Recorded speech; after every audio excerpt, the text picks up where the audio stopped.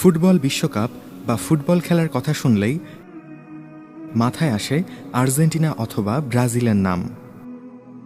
এদের সাপোর্ট করা নিয়ে চলে উদ্যম মাতামাতি। দুদল যেন একে অপরের শত্রু।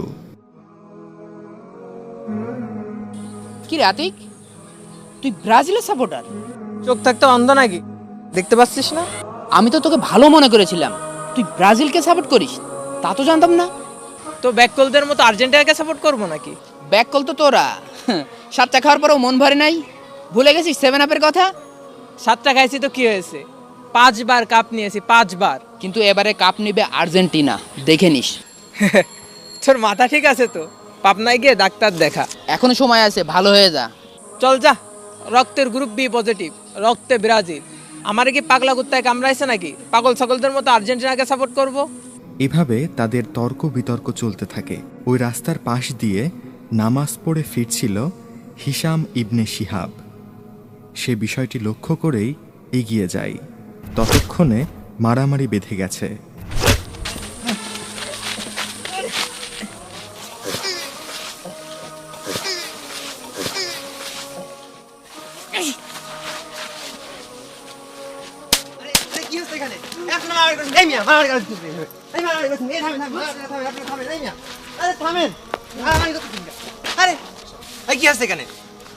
হুজুর, ও আমাকে গালি দিয়েছে। হুজুর, ও আমাকে আর্জেন্টিনাকে সাপোর্ট করতে বলেছে। আপনি আর্জেন্টিনাকে সাপোর্ট করেন? অবশ্যই, সেই ছোটবেলা থেকে আমি আর্জেন্টিনাকে সাপোর্ট করি। আপনি ব্রাজিলের সাপোর্টার, তাই তো? জি হুজুর, দোয়া করবেন এবারে কাপটাও যেন ব্রাজিল নেয়। আপনারা জানেন আপনারা কাদের সাপোর্ট করছেন? জি অবশ্যই। না, আপনারা জানেন না। জানলে এদের সাপোর্ট করতেন না। মানে কি বলতে চাইছেন আপনি? আমি বলতে চাইছি এই খেলা দেখা হারাম। হুজুর, আপনারও মনে হয় পাবনা যাওয়া লাগবে। খেলা দেখাবার হারাম হবে কেন? কারণ ফরজ বিধান লঙ্ঘন করে হাফ প্যান্ট পরে খেলা করে প্লেয়াররা। নারী পুরুষ এক সেই খেলা দেখে, আর হারাম বাধ্যতার সাথে তা উপস্থাপন করা হয় টিভিতে। এই খেলাকে কেন্দ্র করে বড় বড় জুয়ার আসর বসে। স্বয়ং এই খেলাটাই তো একটি জুয়া। কোটি কোটি টাকা জড়িত এই খেলার সাথে। অনেক সময় এই খেলা দেখার নেশায় নামাজ কাজা করা হচ্ছে।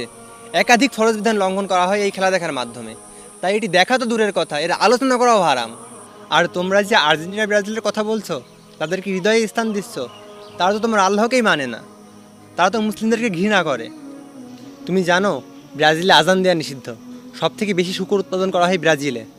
আর আর্জেন্টিনায় 99% কাফেরদের বসবাস, যারা কোনোদিনই তোমাদেরকে ভালোবাসবে না। আরেকটা হাদিস তোমাদেরকে জানিয়ে দিতে চাই। আল্লাহ রাসূল বলেছেন, যে ব্যক্তি যে সম্প্রদায়কে মহব্বত করবে তার হাসর ওই সম্প্রদায়ের সাথে হবে। আরও সে ছায়া ব্যতীত কঠিন অবস্থার মধ্যে কাফেরদের সাথে হিসাব নেওয়া হলে কেমন হবে একবার ভাবো তো।